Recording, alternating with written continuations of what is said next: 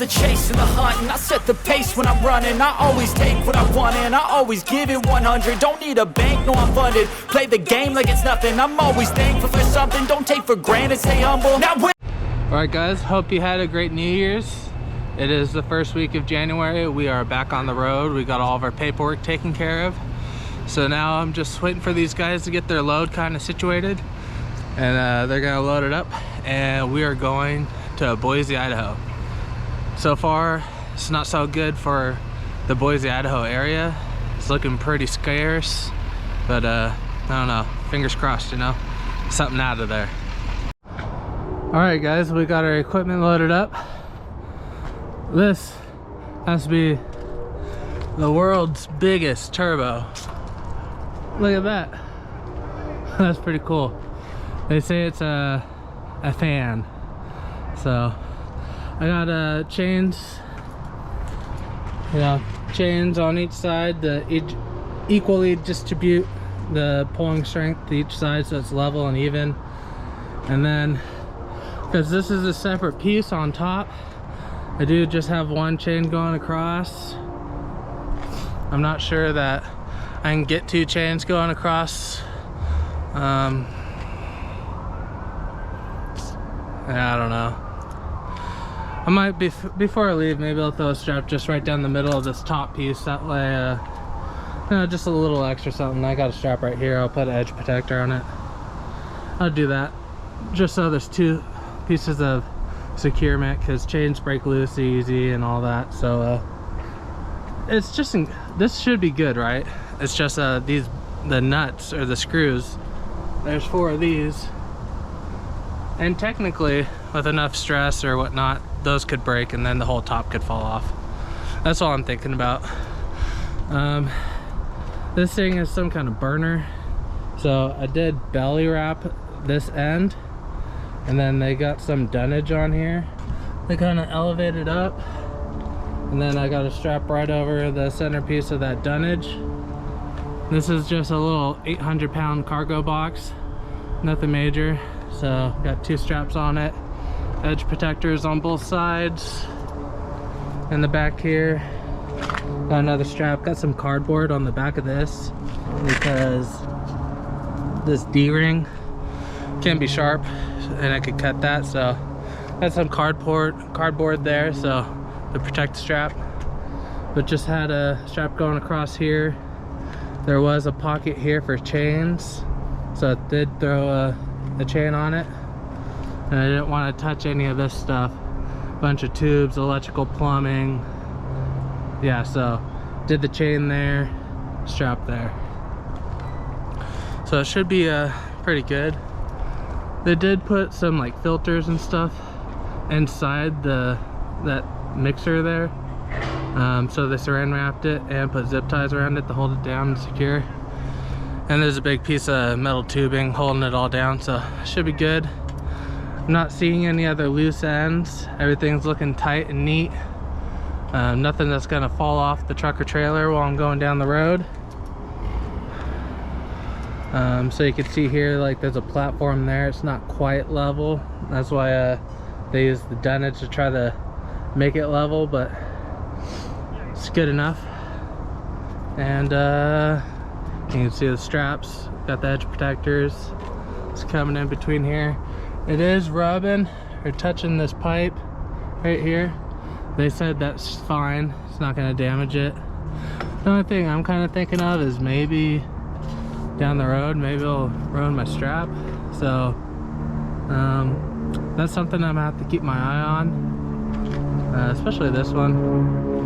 It just moves around a little bit more, and with a bit of fluttering, I don't know, that could cause some damage. I just don't know what to do. Maybe I can get I don't know. I have to think about that one, because going down the road, that's gonna vibrate a lot, and just with that tip there touching it, probably will cut through the strap now that I'm thinking about it. So I may have to come up with something for this. I'm glad I'm walking through it with you guys. But yeah, got it all secured, belly wrapped. This side's a little bit loose. It's moving. So I'll go around and hit that again. And yeah, so you can see that. So everything's tight. This one's tight, but not as tight as that bottom one because I don't want to torque it, because I already did kind of turn it. That's why I did this cross first, because when I put this one on, it started moving on me. So yeah, I'm gonna go ahead and back down this driveway, get on some level ground, check my squat, see if I'm good, see if I need to relocate anything before I take off, and figure out that strap. It is windy on the pass. I don't know if you can see the trees, but it's not too noticeable right now.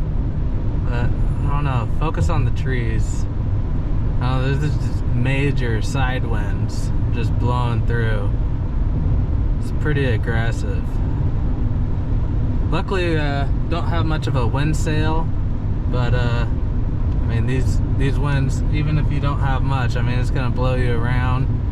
And lots of trees starting to fall and crack, dead ones. Saw a couple going over Tiger Pass. Probably happened earlier today because someone took a chainsaw, cut it up, and moved it to the side. So yeah, definitely, you know, be aware of your environment, guys, because you know, you never know. A tree might fall down in front of the road. You got to be ready. So just be careful out there. Well, there's no doubt about it. It is winter. The truck stop had big blotches of ice all over the place, so super bumpy. Same with the fuel station. So that kind of sucks. But the main roads are all dry and taken care of. Well, as you can see, we got a little snow last night. Nothing much. Most of it all melted off, but since it was snowing and we're about to cross over the mountain side, I'm not gonna wake up super early in the dark, cross the mountain, because we're not getting paid enough to take on all that risk, guys. So sun's up, sun's up. You know, it's warmed up a little bit, so now we're gonna cross over the mountain as safely as possible. Isn't that beautiful? A morning sunrise. It's nice. Alright, everything's smooth sailing. Roads are bare and dry. Temperature's 35 out. And the ride is really nice.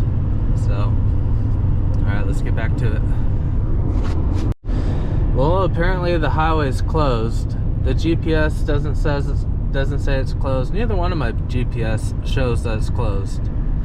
But there's miles of trucks on the side of the road. So I am assuming that everyone's got CB radios and they'd be communicating. So I'm gonna do the same and then call my customer and let them know the situation.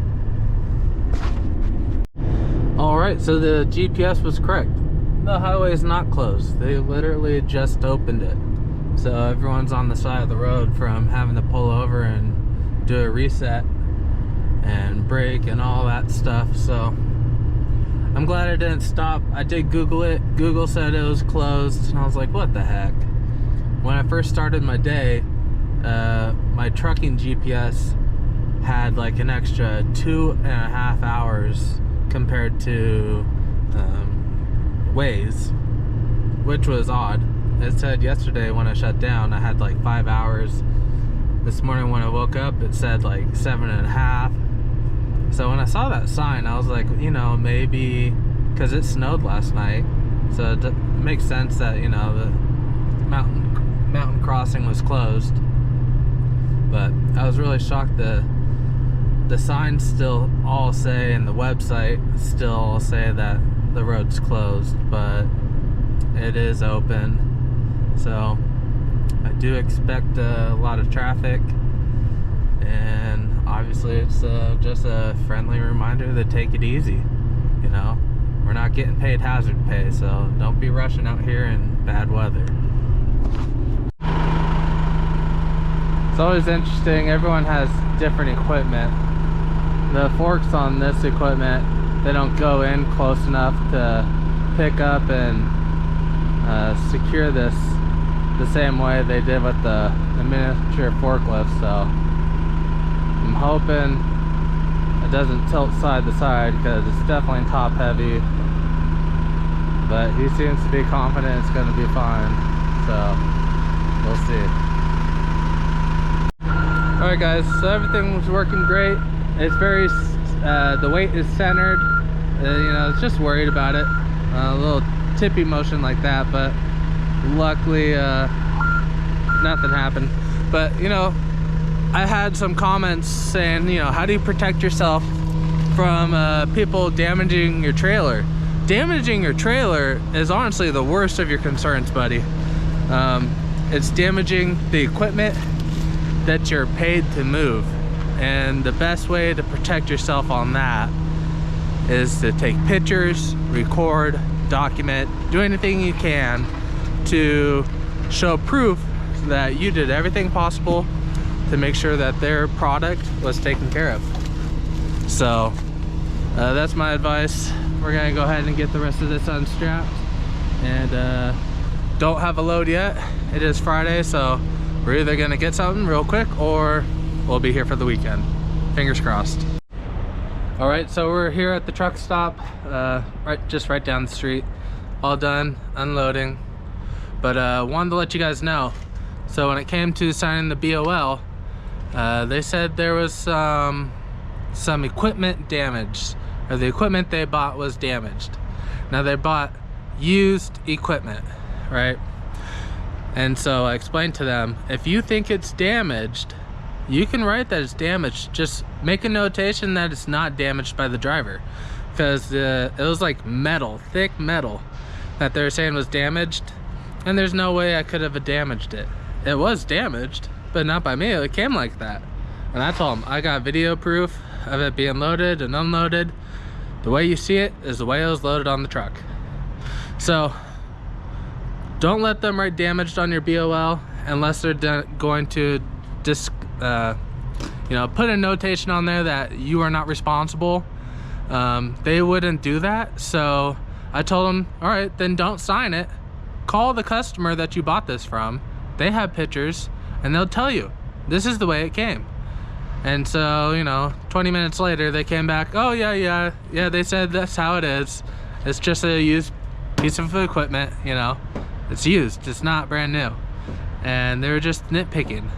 And so then they signed it, because if you sign it, you have a BOL with damage, you could still get paid, but you know, the broker's gonna hold it up. Somebody in the process is gonna hold up you getting paid. So don't let them do that, and we'll see you next week.